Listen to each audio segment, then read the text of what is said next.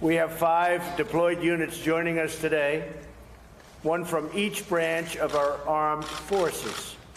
I want to welcome Colonel Chuck Lombardo and all of the soldiers of Iron Brigade, deployed in Kuwait to support the Operation Spartan Shield and Inherent Resolve. The Iron Brigade is currently serving as an active partner in the Iraqi, Kuwaiti, Saudi, and Jordanian armies and doing an incredible job. You also provide force protection and security cooperation in Syria and in Iraq. It is a vital mission, and we want to thank you very much. Great job. Colonel Chris Gideon and the Special Purpose Marine Air Force and Air Ground Task Force joins us from Kuwait as well. The task force is Central Command's crisis response force, and a powerful force it is. Colonel, I understand that among your many other missions, the task force has provided more than 4,000 flight hours of close air support to the campaign against ISIS. Everybody's talking about it. You've done an incredible job.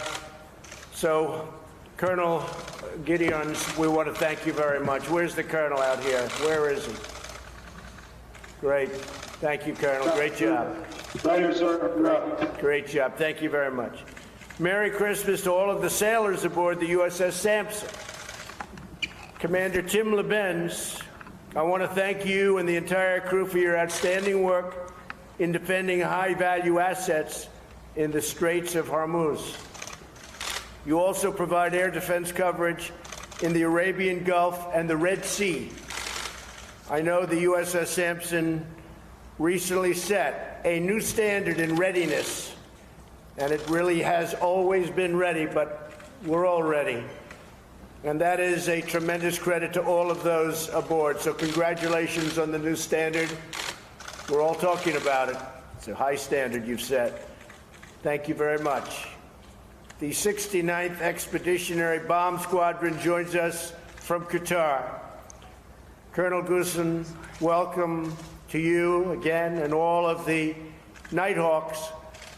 The 69th has engaged more than 700 ISIS and Taliban targets in 5 separate countries and was recently awarded both the Linebacker and LeMay trophies, an amazing achievement and a very unusual one to get both. Thank you very much. From the United States Coast Guard, who have done such an incredible job in Texas and Florida and Puerto Rico, they've had plenty of work right here. We want to welcome Captain Matthew Wadley and Port Security Unit 309 stationed down in Guantanamo Bay. This unit does outstanding work in providing expeditionary anti-terrorism and force protection around the globe. In fact, we saw your tireless efforts in action at the 200, as you know, at our great Republic National Convention. And many Republicans are very happy, but I have to tell you, the people of Florida, Texas, Puerto Rico, and lots of other states are even more happy. What a job you've done. The Coast Guard saved thousands and thousands of lives. Almost, it's unbelievable when I looked at the charts and I saw the number of lives you've saved. So I want to congratulate the Coast Guard for having done an incredible job. As we celebrate this most precious holiday, we're grateful for each of you who spend this Christmas away from your families and defend all of our families, our freedoms, and our flag. Every American heart is thankful to you, and we're asking God to watch over you and to watch over your families. As we open up the discussion, I know that some of the men and women under your command are able to join us and perhaps ask some of the questions.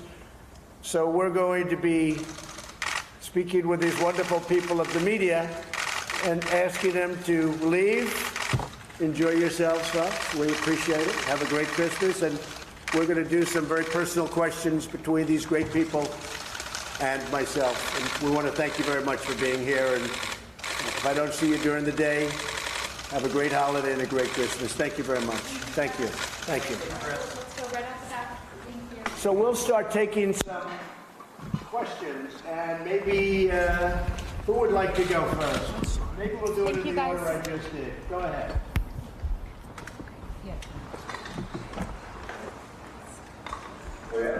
Cameras off the stage. Yes, go ahead. Let's go. Mr. President, sir, we're out here in the Honor Brigade, home of American Second Division, Fire Shield, and we appreciate all the efforts that you've made helping us rebuild our brigade and getting us ready. All right. Well, that was interesting. We were dismissed as the media on the heels of the president speaking with the 5 branches of the military as he delivered a Christmas Eve best wishes to all of them, something he also did on Thanksgiving this year, so it's becoming a bit of a tradition on the holidays. Let's bring in right now Colonel Jack Jacobs, of course, Medal of Honor recipient. Colonel Jack, with a good morning, sir, and welcome to you. It was pretty typical what the president said. I think it was notable that he certainly lauded the Coast Guard for their efforts in having saved thousands of lives in the wake of Hurricanes Harvey, Irma, and Maria, those folks in Texas, Florida, and Puerto Rico specifically. But what he was saying, just the, just kind of general run-of-the-mill, wouldn't you say? Yeah, I would. It was kind of awkwardly organized, but all that notwithstanding, I think there was one thing to focus attention on, and that was not just the fact that he was talking to each of the branches of service, but what that means for our defense. It would appear from that exchange that we don't have one focus in our military. We're conducting a large number of operations in a wide variety of places all around the globe. And I know there were several units from the Middle East, those that were supporting the Middle East. But in fact, our military establishment is fragmented. They go on relatively short tours, but many of them in a row. We have people aboard ship who are back and forth all the time. Units on the ground, the same. And the interesting thing is that the White House's military strategy that was released just a short while ago focuses its attention on several actors, but 2 major ones, and that's China and Russia. And in fact, there wasn't very much exchange, or none of the units there were representative of our endeavor to keep China and Russia at bay. So there's something of a disconnect between the units we have deployed and the things that they're doing in the field on the one hand, and what the White House says is our strategic focus, China and Russia.